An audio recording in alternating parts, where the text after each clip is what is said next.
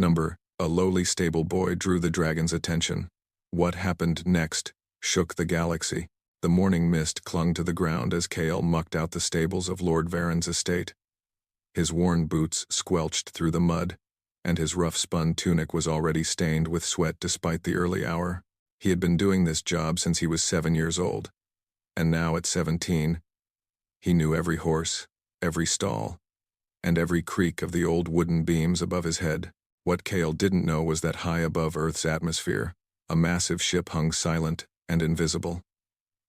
Inside, beings that humans had named dragons in their ancient myths watched the blue planet with interest. They weren't really dragons, of course. The Draconians were an ancient race, their scales shimmering with colors that had no names in human language, their minds connected through quantum entanglement across the vastness of space. Elder Syrinx turned her great head toward the viewing screen, her golden eyes narrowing. "There," she said, her voice resonating through the ship's consciousness network. "That one, a stable boy?" asked Vyrath, the youngest of the council. "Surely you jest, Elder. We have observed their leaders, their scientists, their warriors. Why would we concern ourselves with one who shovels animal waste?" Syrinx's tail swished, a gesture that among Draconians indicated deep thought. "Run the deep scan again. Look beyond the surface. The ship's sensors, capable of reading the quantum signatures of living beings, focused on the small figure below." What they revealed made every Draconian on the bridge freeze in shock. Kale continued his work, unaware of the attention from above. He hummed an old tune his mother had taught him before she died, a melody that seemed to make the horses calm. What he didn't know was that the tune was far older than his mother, older than the village, older than human civilization itself. It was a harmonic frequency that resonated with the fabric of space-time, a remnant of humanity's forgotten potential. "Impossible," breathed Vyrath. "The readings show latent, psionic capability beyond level 12. No human has registered above level 3 inches our entire observation period." "Not impossible," Syrinx corrected. "Hidden, suppressed, forgotten." She turned to the communication officer. "Contact the Galactic Council immediately. Tell them we have found an anomaly that could change everything." Down in the stable, Kale felt a strange tingling at the base of his skull. He rubbed his neck, thinking it was just fatigue. The horses, however, had gone completely silent. Every animal in the stable stood perfectly still, their eyes wide, ears pricked forward as if listening to something only they could hear. "Easy now," Kale murmured, reaching out to stroke Thunder's neck. The moment his hand touched the horse, a shock ran through him. Not painful, but electric, alive. For just a second, he could have sworn he heard Thunder's thoughts, fear, confusion, and underneath it all, a strange recognition. The Draconian ship's cloaking field flickered. It was only for a moment, but it was enough. Around the world, astronomers scrambled to their telescopes. Radar operators stared at their screens in disbelief. Something enormous had just appeared and disappeared above Earth. Syrinx made a decision that would echo through history. "Prepare the transport beam. We're bringing him aboard." "Elder, the protocols," Vyrath began. "The protocols were written before we understood what humans truly were," Syrinx interrupted. "They are not a primitive species evolving toward consciousness. They are a fallen species, stripped of their birthright. And this boy is the key to understanding why." Kale was filling the water troughs when the world went white. There was no sound, no sensation of movement, just a brilliant light that seemed to come from everywhere at once. When his vision cleared, he was no longer in the stable. He stood in a vast chamber that defied comprehension. The walls seemed to be made of living starlight, shifting and swirling in patterns that made his eyes water. Before him stood beings out of legend dragons, but not like any picture he'd ever seen. These creatures radiated intelligence and power, their scales shifting through spectrums of color that human eyes weren't meant to process.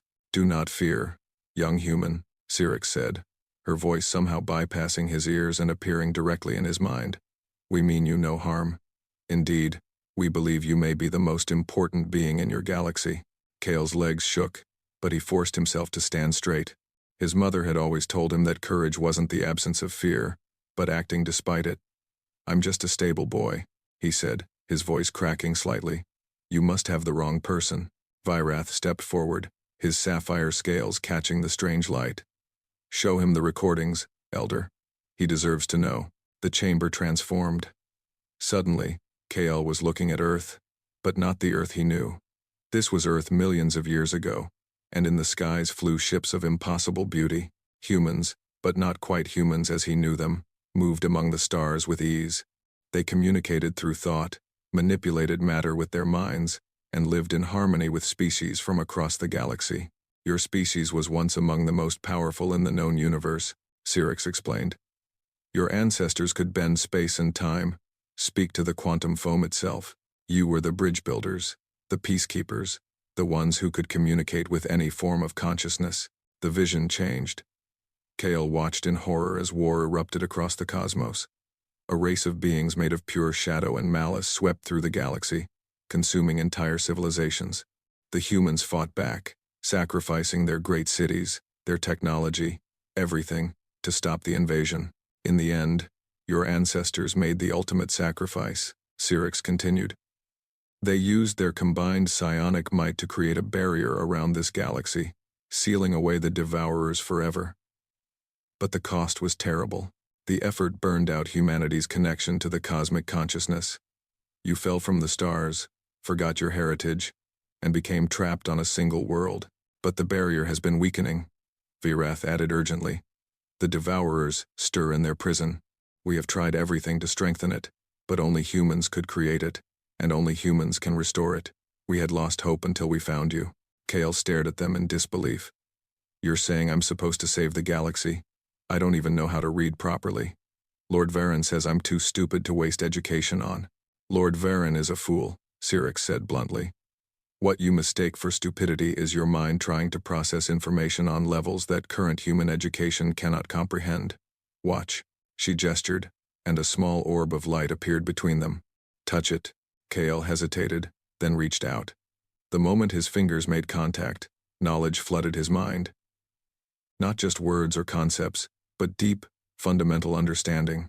He suddenly knew the chemical composition of the air he breathed, the gravitational constant of the planet below, the names of stars in languages that had been dead for millennia.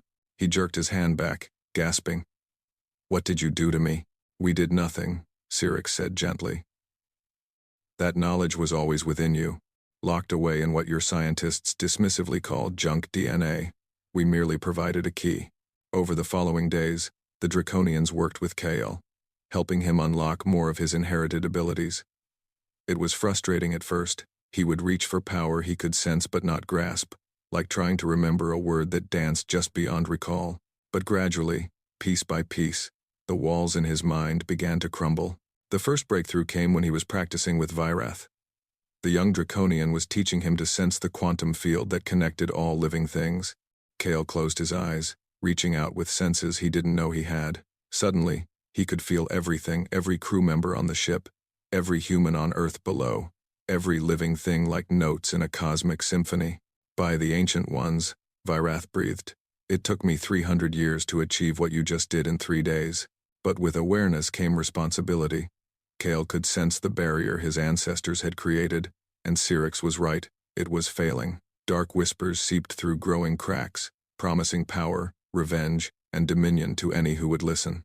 Several species on the edge of the galaxy had already fallen under the Shadow's influence, turning on their neighbors with unprecedented savagery. How long do we have? Kael asked, during a council meeting. At the current rate of decay, perhaps 5 of your years, Syrinx replied. Maybe less. And you need me to fix it? One person? Not one person, Syrinx corrected. You are the catalyst. There are others like you on Earth. Their potential sleeping. You must awaken them, unite them, and together restore what was lost. The task seemed impossible. How could he, a stable boy who had never been more than 10 miles from his village, convince others of their cosmic heritage? How could he teach what he was only beginning to understand himself? The answer came from an unexpected source. Talix, the ship's communications officer, had been monitoring Earth's primitive internet. Elder, you should see this. The humans have been sharing stories, myths they call them, about dragons returning to Earth. Some speak of chosen ones who will lead humanity to the stars. The collective unconscious, Syrinx mused. Even suppressed, some part of them remembers.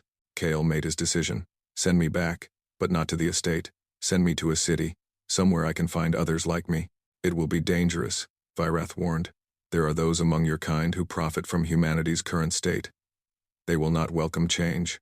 Kale thought of his life in the stables, the contempt in Lord Varen's eyes, the way common people were ground down and told they were worthless. Let them try to stop me. My mother used to say that even the smallest spark can start a fire that changes the world. The Draconians equipped him with tools disguised as human technology, a phone that could detect psionic potential, clothes that would adapt to any situation, and, most importantly, a quantum communicator that would let him stay in contact with the ship. As the transport beam prepared to send him back to Earth, Syrinx placed a massive clawed hand on his shoulder. Remember, Kale of Earth, you are not lifting humanity up to something new. You are reminding them of what they always were. Kale materialized in New York City's Central Park just as dawn was breaking. The contrast from the dragon ship was jarring noise, pollution, and the press of millions of minds all blocked from their true potential. But underneath it all, he could sense them, dozens, hundreds, perhaps thousands of sleeping giants, waiting for someone to whisper the word that would wake them. He pulled out the device the Draconians had given him. The screen lit up immediately, showing pulsing lights across the city. Each light was a person like him, someone with the genetic markers of humanity's true heritage. The closest was only a few blocks away. Kale started walking, his worn stable boy's boots hitting the pavement with new purpose. Behind him, invisible to all but the most sensitive, the air shimmered with residual quantum energy. In a coffee shop 6 blocks away, a barista named Maya suddenly dropped the cup she was holding. She had been having dreams for weeks, dreams of flying among stars, of powers beyond imagination. The doctor said it was stress, but now, for reasons she couldn't explain, she felt like someone was calling her. In a boardroom across the city, CEO Marcus Chen paused mid-presentation. The hostile takeover he had been planning suddenly seemed meaningless. A voice in his head, one he had been suppressing with alcohol and ambition, whispered that there were more important battles to fight. In a hospital in the Bronx, Dr. Sarah Williams looked up from her patient. For just a moment, she could see the energy flowing through the human body, could understand illness and health in ways no medical school had taught. She blinked, and the vision was gone, but the knowledge remained. Across the globe, the awakening had begun. In Tokyo, a street sweeper paused in his work. In London, a teacher felt equations dancing in her mind that could reshape physics. In Sao Paulo, a child playing in the favelas suddenly understood the language of the wind. But the awakening did not go unnoticed. In shadowy boardrooms, alarms sounded. Organizations that had spent centuries ensuring humanity remained earthbound and ignorant mobilized their resources. They had always known this day might come. Had contingency plans stretching back generations. Mr. Smith, as he called himself, stood before a wall of monitors showing the energy spikes across the planet. He was old, older than any human had a right to be, kept alive by technology stolen from crashed alien vessels and hidden from the public. So, he said to his assembled lieutenants, the dragons finally made their move, and they chose a stable boy as their champion. He laughed, a sound like grinding stone. How poetic, how naive. Activate all assets. If humanity is to awaken, it will be on our terms, under our control. Kale felt the opposition mobilizing like storm clouds gathering on the horizon. But he also felt something else, hope. Each person he found and awakened became a beacon for others. Maya the barista could suddenly sense emotions and intentions, making her a natural mediator and recruiter. Marcus Chen's business empire became a network for protecting and funding the awakened. Dr. Williams began developing treatments that worked with humanity's rediscovered abilities rather than against them. The first real test came 3 weeks after Kale's return. He had gathered 30 awakened in an abandoned warehouse, teaching them the basics of mental shielding and quantum sensing. They were just beginning to work as a unit when the doors exploded inward. The strike team was human, but equipped with technology that shouldn't exist. Energy weapons, armor that bent light around it, and most disturbingly, devices that seemed to dampen psionic abilities. Surrender, the lead operative commanded. You are in violation of the silence protocols. Come quietly, and you will be rehabilitated. Resist, and you will be eliminated. Kale stepped forward. The fear was there. These were trained killers with advanced weapons, and he was still learning his abilities. But beneath the fear was something stronger. The knowledge that humanity's future hung in the balance. The only violation here, he said, his voice carrying a resonance that made the warehouse walls hum, is what you've done to our species. You've kept us caged, limited, cut off from our birthright. That ends now. The operative fired. Or tried to. The weapon in his hand simply ceased to function. Its circuits, fried by Maya's emotional projection, turned into electromagnetic interference. Dr. Williams moved with inhuman speed, her understanding of biology allowing her to strike pressure points that dropped 3 soldiers instantly. Marcus Chen, the corporate shark, revealed that some of his family's martial arts were far older and more profound than anyone suspected, but it was Kale who truly shocked everyone. As more reinforcements poured in, he reached out not to fight them, but to wake them. His mind touched theirs, showing them the truth of human history, the lies they had been fed, the glorious future that awaited if humanity could reclaim its place among the stars. One by one, the soldiers lowered their weapons. Some fell to their knees, overwhelmed by the return of abilities they never knew they had lost. Others simply stared in wonder as the world revealed itself in its true complexity. Mr. Smith watched the debacle from his secure bunker, his ancient fingers drumming on his desk. So, the boy can convert our forces. Impressive. But he has no idea who he's truly dealing with. He pressed a button, activating protocols that had been in place since humanity's fall. Around the world, sleeper agents received their activation codes. These weren't mere human operatives, but something far worse, humans who had made deals with the whispers from beyond the barrier, who had traded their humanity for power. The shadow war for humanity's future had begun in earnest. For every person KL and his growing network awakened, the opposition would strike back. They controlled media empires that branded the awakened as dangerous mutants. They had politicians who pushed for registration and containment. They had scientists who published papers proving that the awakening was a mental illness that needed to be cured. But they had underestimated both KL and humanity's deep desire to be more than they were. The awakening spread like wildfire. A musician in Nashville found she could weave healing into her songs. An engineer in Mumbai discovered he could speak to machines as easily as people. Children around the world began displaying abilities that left their parents amazed and terrified in equal measure. The Draconians watched from orbit, forbidden by galactic law from directly interfering, but providing support where they could. Virath served as Kael's liaison, appearing to him in holographic form to offer advice and warnings. The shadow servants grow bolder, Virath reported during one such meeting. They're attempting to breach the barrier from the inside, to let their masters through before you can strengthen it. Kael nodded grimly. He had felt the attempts, reality straining at weak points around the globe. How many awakened do I need to repair the barrier? Our calculations suggest at least 10,000 working in perfect synchronization. You currently have perhaps 3,000 at various stages of development. Then we need to move faster. Kael turned to his core team. Maya, I need you to lead recruitment efforts on the West Coast. Marcus, use your connections to establish safe houses in major cities. Sarah, we need training protocols that can awaken abilities quickly but safely. As they dispersed to their tasks, Kael allowed himself a moment of doubt. He was 18 years old, had been aware of his true heritage for less than 2 months, and the fate of the galaxy rested on his shoulders. The stable boy in him wanted to run, to hide, to return to the simple life of caring for horses, but then he remembered the vision Syrinx had shown him, humanity among the stars, living up to their full potential. He thought of all the people like him who had been told they were worthless, that they should be content with scraps. He thought of his mother, dying of a disease that awakened humans could cure with a touch.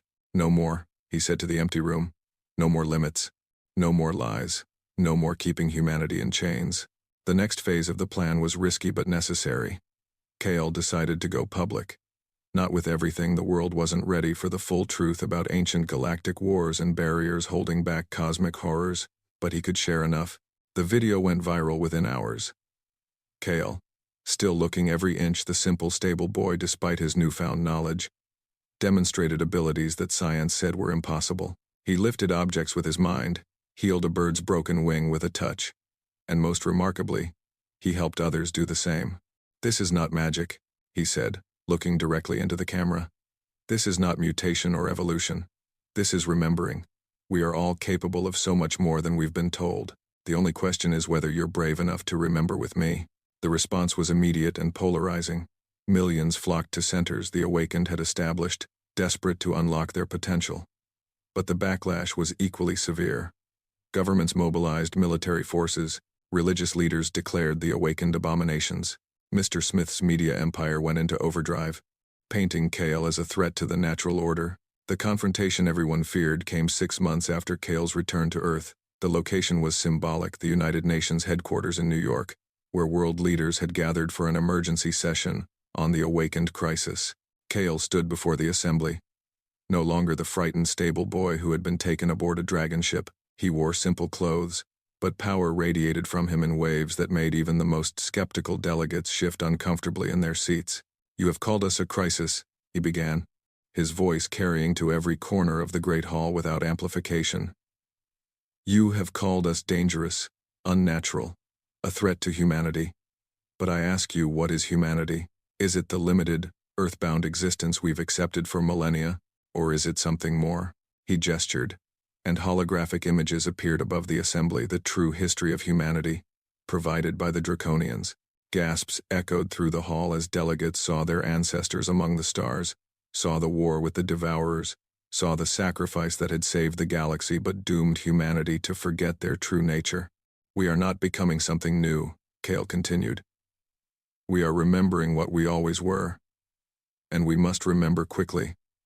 Because the barrier that protects not just Earth but the entire galaxy is failing.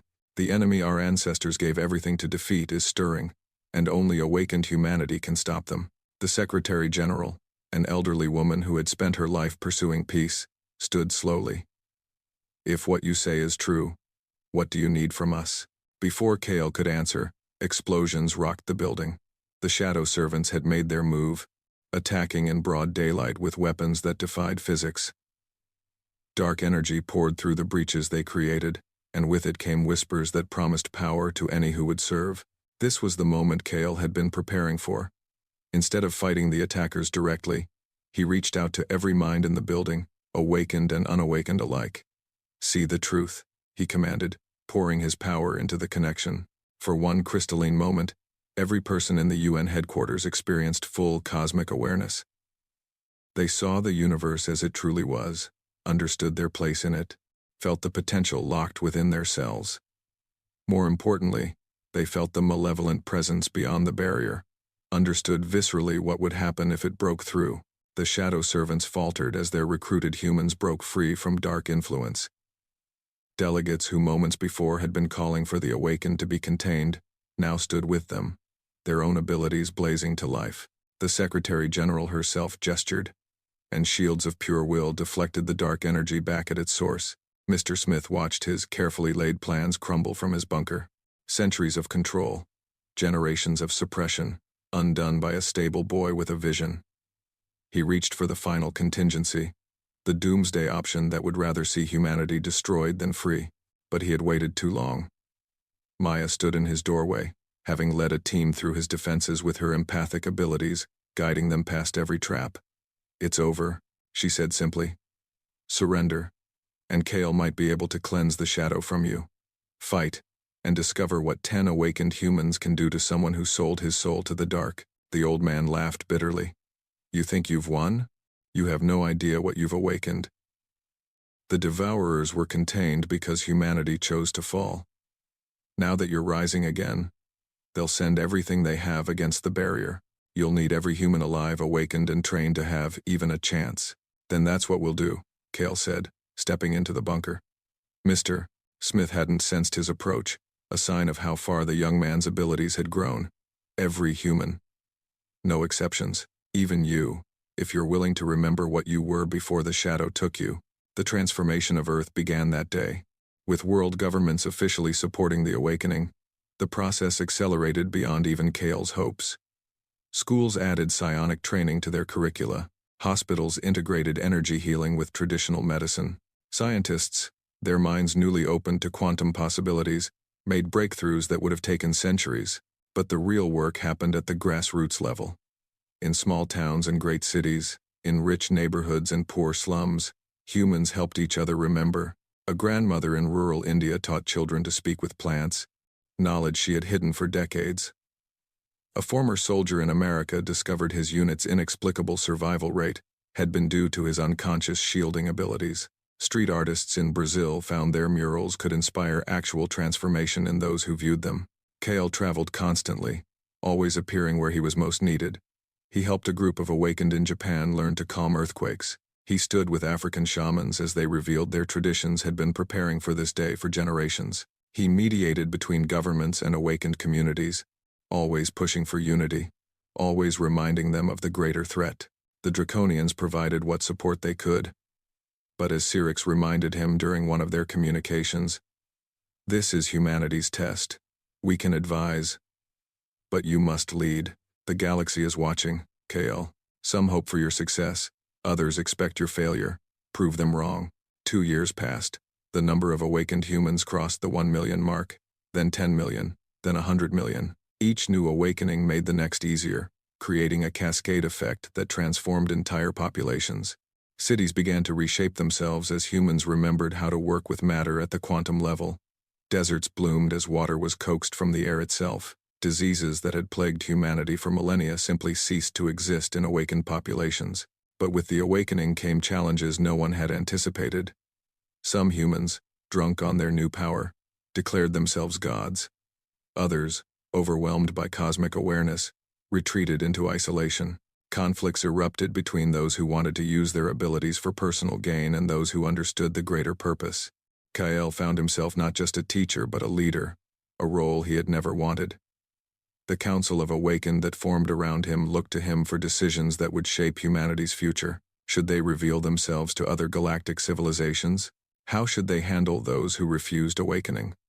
What was to be done with humans who used their abilities for crime? "I'm just a stable boy," he said to Maya one evening after a particularly difficult council session. They stood on the observation deck of humanity's first conscious-built space station, looking down at Earth. Maya laughed, the sound warming the sterile air. "No, you were never just anything.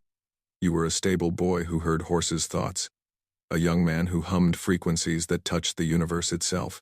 You were always exactly what humanity needed. But what if I make the wrong choice? What if I lead us to destruction instead of salvation? Then you'll do what humans have always done," she replied. "You'll learn, adapt, and try again. That's our true power, Kale. Not the psionics, not the quantum manipulation. Our power is that we never give up." The crisis came in the 3rd year. The barrier finally collapsed at its weakest point, near the galactic rim. The Devourers didn't pour through in a great wave as expected. Instead, they sent scouts, beings of living shadow that corrupted everything they touched, turning matter to void, light to darkness, hope to despair. The galactic community watched in terror as 3 systems fell in as many days. Ancient civilizations fled toward the galactic core, abandoning worlds they had inhabited for millions of years. The Draconian fleet, for all its power, could only slow the advance. "It's time," Syrinx informed Kale during an emergency communication. "Succeed or fail, humanity must act now." Kale sent out the call, and humanity answered. They came from every corner of Earth, awakened and newly awakened, young and old, rich and poor. The boy from Mumbai who could speak to machines, the grandmother from Peru who could weave shields from moonlight, the CEO who had traded profit for purpose, the doctor who healed with a touch, the musician whose songs carried power. 1 billion awakened humans stood ready, their minds linked in a network that spanned the planet. It wasn't the 10,000 the Draconians had calculated would be needed. It was so much more. They said we needed 10,000. Kale addressed the global consciousness. They underestimated us. They thought in terms of individual power. But humans are not individuals. We are a collective, a family, a single organism with 1 billion hearts. Today, we prove that the whole is greater than the sum of its parts. As one, humanity reached out across space, not with ships or weapons, but with will. The barrier their ancestors had created through sacrifice, they would rebuild through unity. But this would be no mere wall. This would be a transformation. The Devourers met humanity's touch and recoiled. Where they brought darkness, humanity brought light. Where they consumed, humanity created. But more than that, humanity did something unprecedented. They offered redemption. You hunger because you are empty. Kale's voice echoed across dimensions. You destroy because you have forgotten how to build. But we remember. Let us show you. What happened next defied every prediction, every model of how the universe worked. Instead of fighting the devourers, humanity embraced them. Not their darkness, but the beings they had been before the void consumed them. With a billion minds working as one, humanity reached through the corruption to touch the spark of creation that existed in all things. The devourers screamed not in pain, but in recognition. They had been a race once, before some ancient catastrophe had torn them from physical existence and left them hungry ghosts. Humanity's touch reminded them, showed them a path back to what they had lost. One by one, shadows became light, the void filled with possibility. The corrupted systems began to heal as devourers remembered how to create instead of consume. It wasn't victory through force, but transformation through compassion, the most human solution possible. The galactic community watched in awe as humanity accomplished in hours what eons of war had failed to achieve. The threat that had haunted the galaxy since before most current civilizations existed simply ended, not destroyed, but redeemed, transformed into something new. Kale collapsed as the connection finally released, caught by Maya and Dr. Williams before he hit the ground. Around the world, awakened humans supported each other as they processed what they had just accomplished. Is it over? Someone asked. No, Kale said, struggling to his feet. It's just beginning. He was right. With the devourer threat ended, the galaxy had to reckon with a humanity that had gone from a single-planet primitive species to a psychic superpower in just 3 years. Some civilizations welcomed them with open arms, eager to learn from the species that had accomplished the impossible. Others viewed them with suspicion and fear, but humanity was no longer the isolated, limited race it had been. Ships built not from metal but from crystallized thought carried human explorers to distant stars. Diplomats who could understand any form of consciousness negotiated treaties that had stymied other races for millennia. Human creativity, unleashed from its constraints, produced art and science that enriched the entire galaxy. And through it all, Kale remained what he had always been at heart, a caretaker. Instead of horses, he now tended to humanity's growth, ensuring they remembered both their power and their responsibility. He established schools where young humans learned not just to use their abilities but to use them wisely. He mediated disputes between humanity and other races, always seeking understanding over dominance. The stable boy who had caught the dragon's attention had indeed shaken the galaxy. But more importantly, he had reminded humanity of a fundamental truth that no one is just anything, that in every person lies the potential for greatness, waiting for someone to believe in them, to show them what they could become. 10 years after his awakening, Kale stood once again before Syrinx, this time on the draconian homeworld. The great dragon smiled, an expression that would have terrified him once but now filled him with warmth. You have exceeded every expectation, she said. The galaxy is transformed, and all because we took a chance on a stable boy. Kale smiled back. I was never just a stable boy. None of us are just anything. We are all miracles waiting to happen. Sometimes we just need someone to remind us. He looked up at the stars, no longer distant points of light but destinations, possibilities, home. Somewhere among them, a young person on a distant world was probably feeling small, insignificant, unimportant. Someday, somehow, Kale would find them, and he would remind them, as the dragons had reminded him, that they were capable of shaking the galaxy. The transformation of humanity sent ripples across the cosmos that grew into waves. What had begun with one stable boy's awakening became a catalyst for change throughout the galaxy. Species that had remained static for millennia began to question their own limitations. Ancient feuds were reconsidered in light of humanity's redemption of the devourers. The very fabric of galactic civilization shifted to accommodate a new paradigm, one where potential was not fixed by birth or species, but could be awakened and nurtured. Kale found himself at the center of these changes, though he never sought the position. Representatives from hundreds of worlds sought his counsel, not because he had answers to all their questions, but because he asked the right questions in return. When the crystalline architects wondered if they too had forgotten abilities, Kale helped them discover that their rigid forms could flow like water when they released ancient fears. When the hive-minded collectors struggled with the concept of individual awakening, he showed them how their collective consciousness could give birth to beautiful complexity. But perhaps the most profound change happened on Earth itself. The old power structures, built on scarcity and control, crumbled in the face of abundance. When anyone could transmute matter at the quantum level, material wealth lost its meaning. When every human could communicate telepathically, lies and deception became impossible to maintain. Governments reformed not through revolution but through evolution, becoming facilitators of growth rather than wielders of control. The city of New Harmony became a symbol of this transformation. Built where Kale had first returned to Earth, it rose not through construction but through collective will. Buildings grew like crystals, shaped by the combined consciousness of their inhabitants. Streets flowed in patterns that promoted peace and creativity. Gardens existed in multiple dimensions, producing food that nourished body and soul alike. It was in New Harmony that Kale established the Academy of Remembrance, though he refused to let it be named after him. Here, humans from around the world came not just to learn but to teach, sharing the unique expressions of awakening that had emerged from their cultures. The Aboriginal Australians taught dreamwalking between realities. The Tibetan monks showed how to anchor consciousness across multiple planes. The Amazon shamans revealed the consciousness of the planet itself. 5 years into the New Age, a crisis emerged that tested humanity's growth. A race called the Mechanari, beings of pure technology, who had long ago abandoned organic form, declared humanity's transformation an abomination. They feared that human abilities would render their technological superiority meaningless and launched a preemptive strike, sending virus weapons designed to attack human DNA and reverse the awakening. The old humanity might have responded with violence.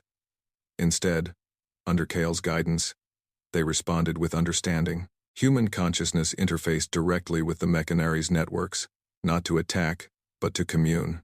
They showed the machine race that technology and consciousness were not opposites but different expressions of the same universal principles. Young humans, born after the awakening with no memory of limitation, proved especially gifted at this synthesis. They created hybrid technologies that merged organic intuition with mechanical precision. One 12-year-old girl named Asha developed a propulsion system that moved ships not through space but around it, folding reality like origami. A teenager from Detroit grew computers from living crystal that could process emotions as easily as equations. The Mechanari, faced with possibilities they had never imagined, withdrew their attack and instead requested cultural exchange programs. Within a year, the first Mechanari had chosen to take organic form, while some humans explored existence as pure information. The boundaries between flesh, machine, and energy began to blur.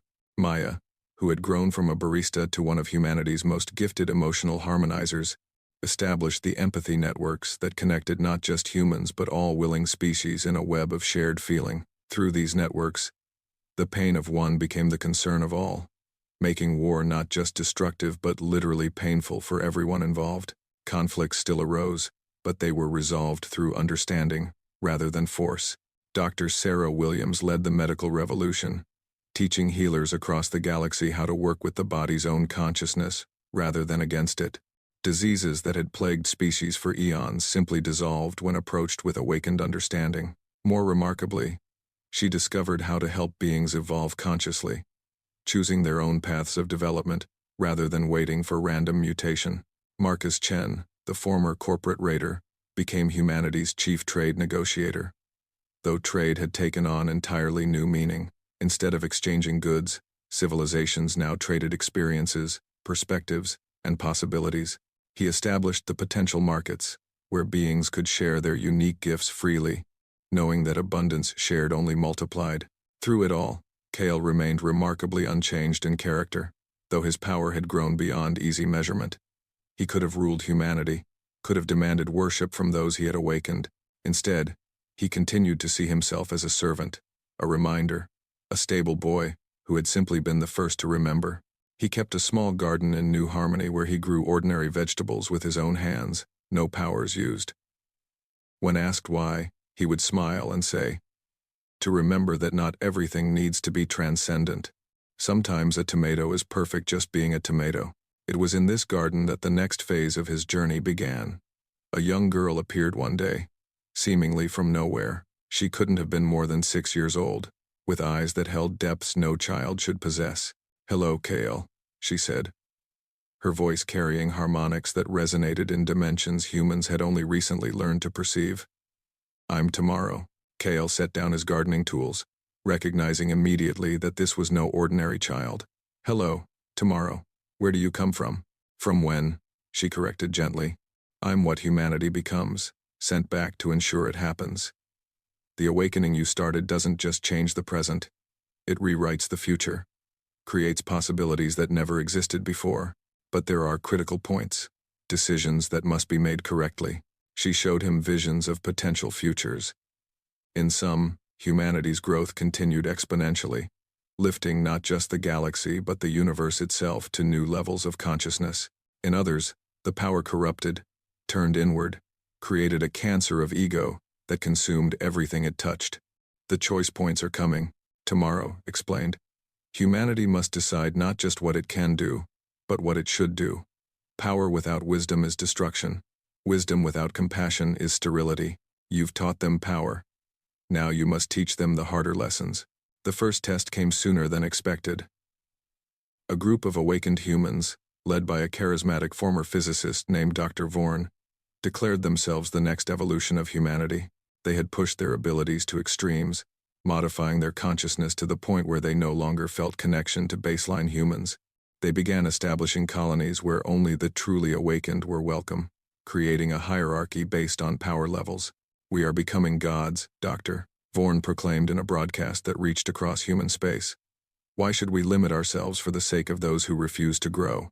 Evolution doesn't wait for the weak." The fracture in human unity threatened everything Kale had worked for. Some supported Vorn's vision of unrestricted growth. Others feared where such thinking led. The debate raged across planets, dividing families and communities. Kale knew he had to act, but not through force. Instead, he called for a gathering, the first time all awakened humanity would attempt to link consciousness since the Devourer crisis. The response was mixed. Many answered the call, but Vorn's followers refused, creating a void in the network. "Let them see," Tomorrow whispered, appearing beside him as humanity linked minds across the stars. What they saw changed everything. Through their collective consciousness, humanity witnessed not just their own potential futures but the experiences of civilizations that had walked similar paths.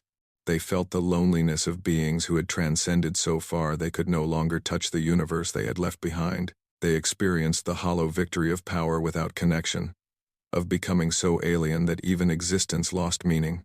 But they also saw the alternative growth that included rather than excluded, power that lifted all rather than elevating few. They felt the joy of the draconians who had maintained their connection to younger races, the satisfaction of the redeemed devourers who had chosen creation over consumption. The vision was broadcast to all humanity, even those who hadn't joined the link. When it ended, the silence was profound. Dr. Vorn himself appeared in Kale's garden the next day, his enhanced form trembling with suppressed emotion. "I felt it," he said simply. "The emptiness at the end of that path. I thought if we became powerful enough, we wouldn't need connection. But power without connection isn't godhood. It's the opposite. It's the void the devourers fell into." Kale embraced the man who had nearly split humanity. "The fact that you can see that means you haven't gone too far. Help us find a better way." Together, they developed the principles of conscious evolution guidelines that allowed for unlimited growth, while maintaining the connections that made growth meaningful. Humanity would continue to evolve, but as a garden where every flower was valued, not a ladder where only those at the top mattered. The impact spread beyond humanity. Other races, seeing how humans handled the crisis of super-evolution, began implementing similar principles. The galaxy-wide consciousness that emerged wasn't uniform or hierarchical, but a beautiful chaos of infinite diversity and infinite combinations. Years flowed like water, each bringing new challenges and wonders. Humanity discovered they could create pocket universes, giving birth to realities with different physical laws. They learned to communicate with the universe itself, finding it was not deaf matter but sleeping consciousness waiting to be awakened. They touched minds with beings from other dimensions, establishing embassies in realms where thought was substance and emotion was physics. But through it all, Kyle maintained his garden and his humility. Leaders and seekers from across the cosmos came to learn from the stable boy who had shaken the galaxy, and he taught them all the same lesson. Greatness comes not from being above others, but from helping others find their own greatness. One day, 25 years after his first awakening, Kale stood in his garden with Tomorrow, who hadn't aged a day. "Is it time?" he asked, somehow knowing the answer. "You've done what was needed," she replied. Humanity no longer needs a single teacher. They've become teachers themselves, each one a catalyst for others' awakening. Your work here is done. But your journey is just beginning. She held out her hand, and in it was a simple leather cord with a small crystal identical to one his mother had worn, that he had lost the day the dragons took him.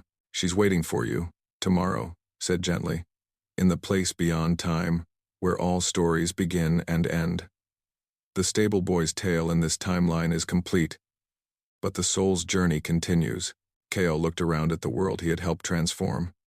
Humans flew through the air as easily as walking. Their children played with dragon younglings in parks that existed in 7 dimensions, and the greatest scientists in the galaxy learned wisdom from kindergarten teachers who understood the universe through joy rather than equations. "Will they be okay without me?" he asked. Tomorrow laughed, a sound like silver bells across time. "You were never their savior, Kale. You were their reminder. And now they remember. Each human alive today carries the spark you helped rekindle. They don't need you to lead them anymore. They need you to explore what comes next, to scout the paths they'll one day walk." Kale nodded, understanding flowing through him like warm honey. He had been the stable boy who caught the dragon's attention, the catalyst for humanity's awakening, the teacher who refused to be called master. But those were just roles, important but temporary. Beyond them lay something more, the eternal journey of consciousness exploring itself through infinite expressions. He took Tomorrow's hand, and reality shifted around them. But just before he stepped into the larger story, he planted one last seed in his garden. It would grow into a tree whose fruit would carry the memory of a stable boy who remembered humanity's greatness, whose branches would shelter generations of seekers, whose roots would always whisper the fundamental truth: you are never just anything. You are a miracle waiting to remember itself. As Kale vanished into the light between moments, children across human space suddenly paused in their play. They couldn't have said why, but for just an instant, they felt a presence warm, encouraging, and infinitely loving. In that moment, each of them knew with absolute certainty that they were special, that they had a purpose, that wonders awaited them. The stable boy was gone, but his greatest gift remained, the knowledge that anyone, anywhere, regardless of station or circumstance, could shake the galaxy. They just had to remember what they truly were. And in a small village on a distant colony world, a young girl mucking out animal pens suddenly froze. She could have sworn she heard the creatures thinking, could feel something vast and beautiful stirring within her. She looked up at the stars visible through the barn's window and smiled. The awakening continued,